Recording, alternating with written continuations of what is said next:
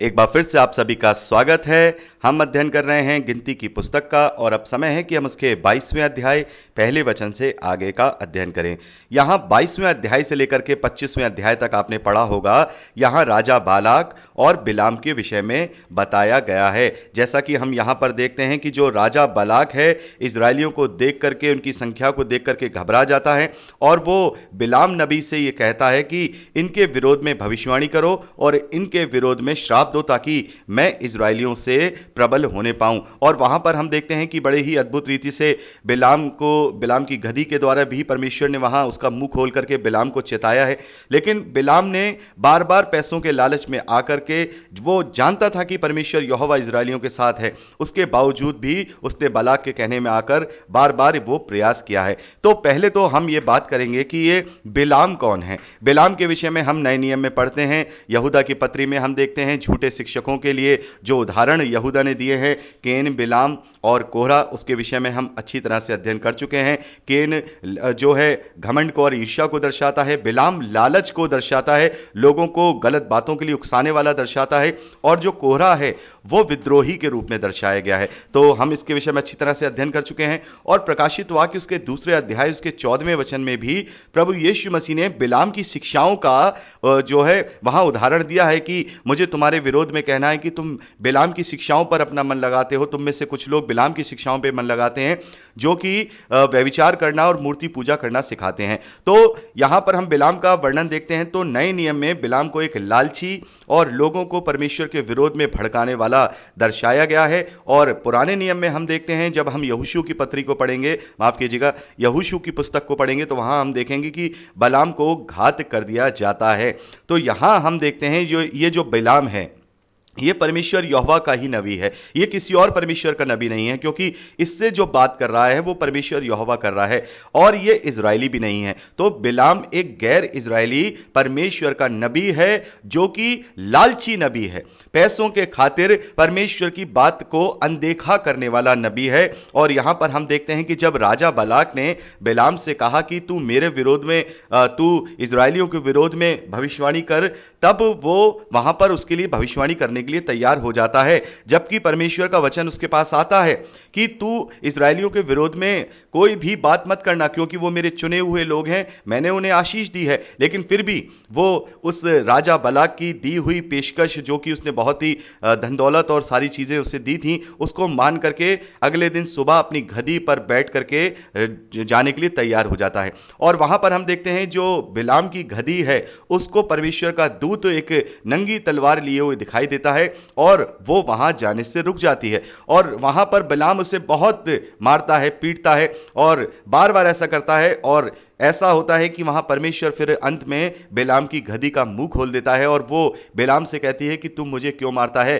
क्या तुझे परमेश्वर का दूत दिखाई नहीं देता जो मेरा रास्ता रोके हुए है? यदि तू आगे जाएगा तो निश्चित तौर पर हम दोनों मारे जाएंगे। तो मेरे प्यारे भाई बहनों, यहां पर एक जो इंपॉर्टेंट बात है वो ये निकल के आती है कि परमेश्वर अपनी महिमा किसी से भी करा सकता है। परमेश्वर अपनी महिमा किसी से भी करा सकता है। बहुत सारे लोग ये सोचते हैं कि भाई ये तो मूर्ख है, ये तो बुद्धिमान नहीं है, परमेश्वर इसे कैसे इस्तेमाल कर सकता है? ये तो इंटेलिजेंट नहीं है, ये तो पढ़ा लिखा नहीं है, इसे परमेश्वर कैसे इस्तेमाल कर सकता है? तो परमेश्वर जब गधी को इस्तेमाल कर सकता है अपने वचन के लिए, वो अपनी बात को कहने के लिए उसका मुंह खोल सकता है, जैसा प्रभु यीशु मसीह ने भी कहा जब वो यरूशलेम में विजय प्रवेश करते हैं और वहां लोग होशना के नारे लगाते हैं, तो वहां प्रभु कहते हैं कि इन्हें मत रोको, कहीं अगर आज इन्हें रोकोगे तो ये पत्थर भी बोल पड़ेंगे।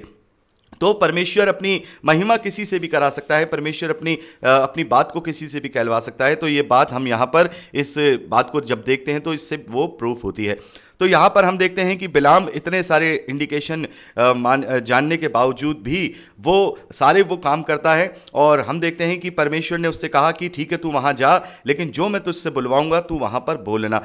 तो मेरे प्यारे भाई बहनों, आपने 23वें अध्याय और 24वें अध्याय को जब पढ़ा होगा तो यहां पर देखा होगा कि मोआब के राजा बालाक के कहने में बिलाम ने 3 बार कोशिश की है कि वो इजरायलियों को श्राप दे सके और उसने सारी तैयारी की है। हम वहां देखते हैं कि वेदियां बनवाते हैं, 7 वेदियां बनवाई हैं और वहां 7 बछड़े और 7 मेढ़ों की बलि भी चढ़ाई गई है। लेकिन फिर भी परमेश्वर ने बिलाम के मुंह से इजरायलियों के लिए आशीर्वचन ही निकलवाए, उसके मुंह से उनके लिए श्राप नहीं निकल पाया। यहां जब हम पहला प्रयास देखते हैं 23वें अध्याय पहले वचन से लेकर 12वें वचन तक, तो यहां पर हम देखते हैं कि जब वो उन्हें श्राप देने के लिए तैयार होता है तो परमेश्वर उसके मुंह से आशीष के वचन निकलवाता है। यहां लिखा है, परंतु जिन्हें परमेश्वर ने श्राप नहीं दिया उन्हें मैं क्यों श्राप दूं, और जिन्हें यहोवा ने धमकी नहीं दी मैं उन्हें कैसे धमकी दूं। चट्टानों की चोटी पर से वो मुझे दिखाई पड़ते हैं, पहाड़ियों पर से मैं उन्हें देखता हूं।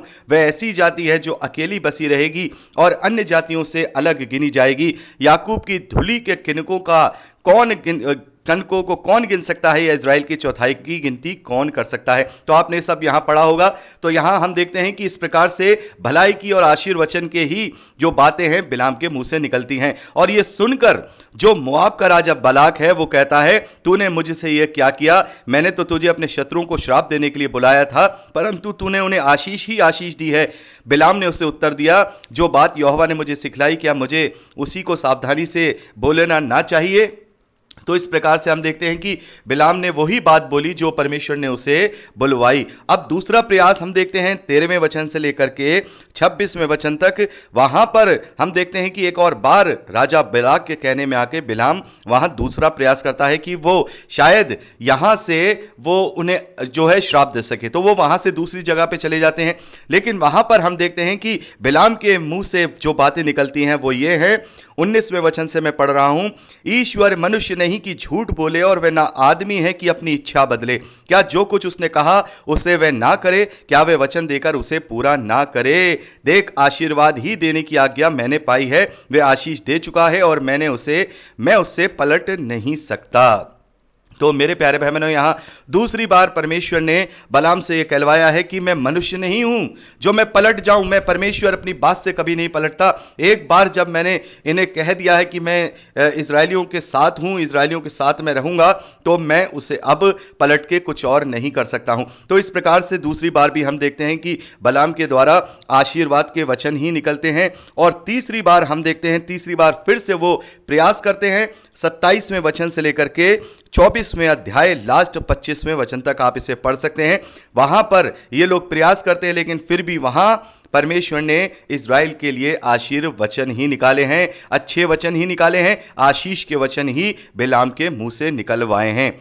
तो मेरे प्यारे भाई बहनों, इस प्रकार से आप यहां पढ़ सकते हैं कि कैसे कैसे जो धन्य वचन, आशीष के वचन हैं, वो इजरायलियों के लिए परमेश्वर ने यहां बिलाम के मुंह से कहलवाए हैं। लेकिन जो इंपॉर्टेंट बात है वो ये है, 24वें अध्याय 14वें वचन से लेकर के 25वें वचन तक जब हम पढ़ते हैं तो कुछ भविष्यवाणियां भी बिलाम के मुंह से परमेश्वर ने वहां पर कहलवाई हैं। और जैसा कि आपने वहां पर पढ़ा होगा, खास तौर पर हम देखते हैं जब हम 17वें वचन को देखते हैं, यहां पर लिखा है, मैं उसी को देखूंगा तो सही परंतु अभी नहीं, मैं उसे निहारूंगा तो सही पर समीप होके। याकूब में एक तारा उदय होगा और इजराइल में एक राज्य दंड उठेगा। और 19वें वचन में पढ़ते हैं, और याकूब ही में से यानी इजराइल में से ही एक अधिपति आएगा जो प्रभुता करेगा और नगर में से बचे हुओं को सत्यानाश करेगा। तो ये यहां पर जो अंतिम जो बातें हैं ये कुछ भविष्यवाणियों के रूप में परमेश्वर ने बिलाम के मुंह से कहलवाई हैं।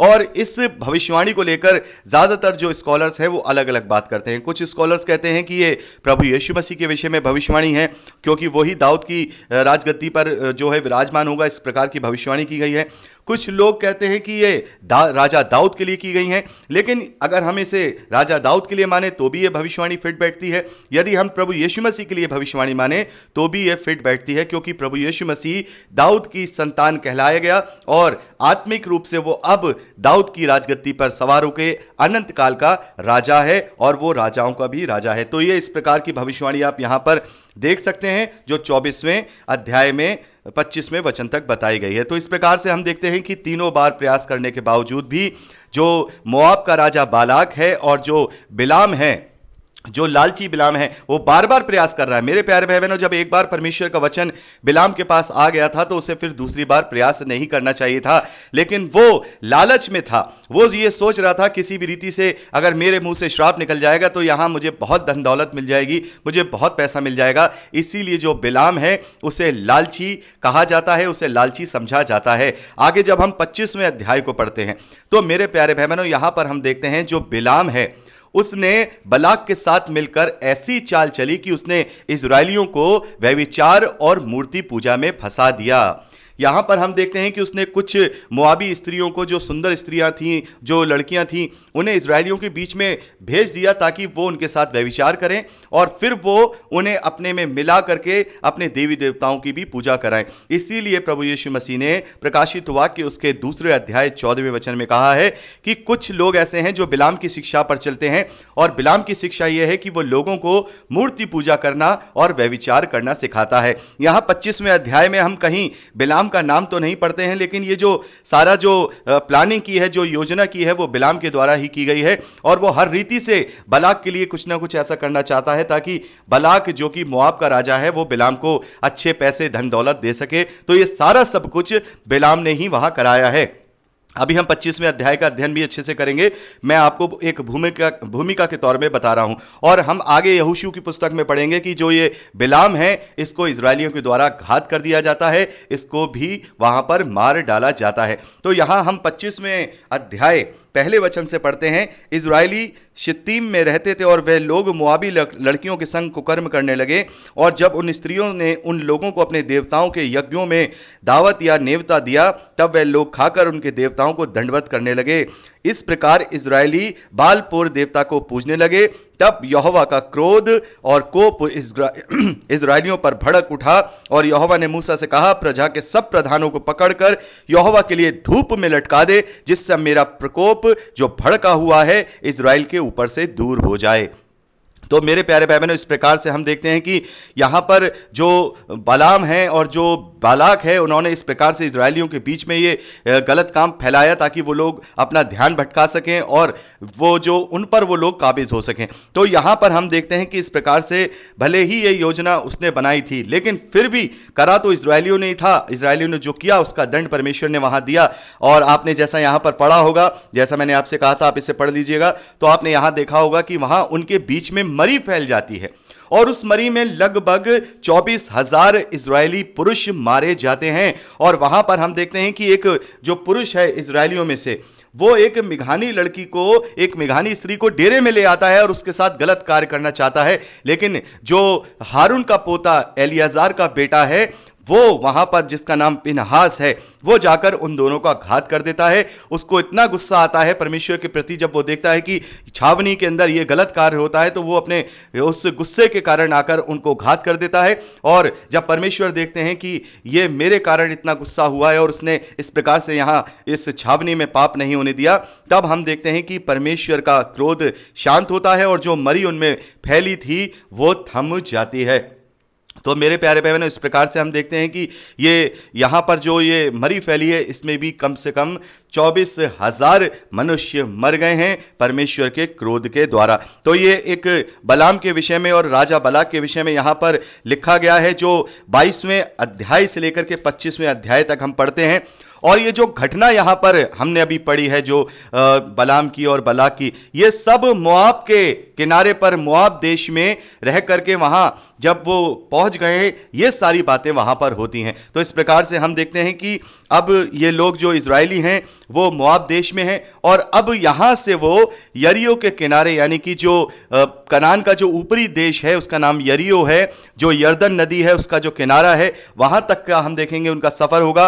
और यहीं से वो फाइनल काउंटडाउन शुरू होगा, जिसमें जो इजरायली हैं वो यरीहो से होते हुए पूरे इजराइल पे कब्जा करेंगे, जिसके विषय में अभी हम आगे यहोशू की पुस्तक में अध्ययन करेंगे। तो इस प्रकार से हमने यहां 25वें अध्याय तक देखा कि मोआब में रहते हुए किस प्रकार की घटनाएं घटी राजा बलाक और बिलाम के विषय में, और उन्होंने किस प्रकार से वहां योजना बना करके इजरायलियों के बीच में गलत काम किया और परमेश्वर का क्रोध भड़का, और वो लोग 24,000 लगभग मर गए। तो मेरे प्यारे भाई बहनों, 26वें अध्याय का अध्ययन अगली रिकॉर्डिंग में करेंगे। प्रभु आपको आशीष दे। Praise the lord. जय मसीह की।